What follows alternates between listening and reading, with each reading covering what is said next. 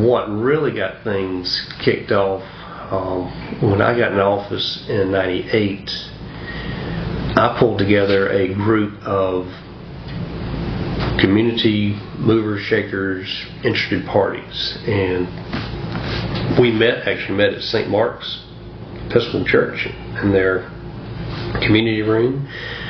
Had some roundtable discussions about, okay, what do we want to see downtown doing? What do businesses that we want to have down there?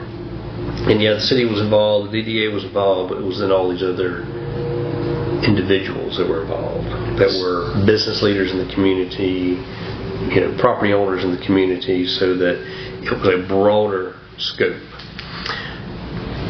And that then led to the development of the organization called Blueprint Brunswick. And Blueprint Brunswick basically took all that information, independent entity, so it didn't have the restrictions like the Downtown Development Authority had or the city government had. So it was able to accomplish and do things working in conjunction with these others to move redevelopment down the road further. And there was a lot of buy-in, which I was glad to see, and it really, that's what I think we then started to see some really positive changes come out of downtown.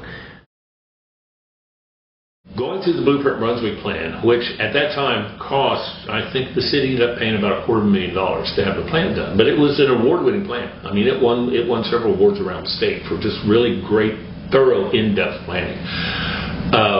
That started about 2000, 2001. That was completed in 2003, the phase one of that. And we had a number of catalyst sites that were identified again we ran all the numbers on them. We ran all the numbers on them, number one, so we would know, but also the other reason is this. We could not offer developers money or tax incentives or anything like that. We didn't have any money. And tax incentives, that would take forever to get through. What we were able to offer through the zoning codes and ordinances were speed. We could offer speed. We hired a city planner. In fact, Blueprint Brunswick, that I was president and CEO of, hired a city planner, Arnie Glazer, because the city didn't have any money to do it. So we hired the city planner. We made him available to the city. He worked with whoever was at the city, which wasn't very many people, to go through, look at all the city's zoning codes and ordinances. This took 2 years.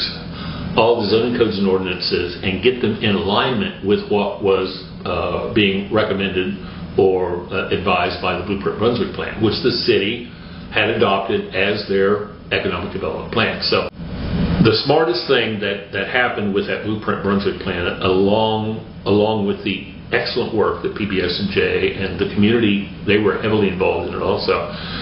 The one thing we said, part of the contract, was show us how to implement this.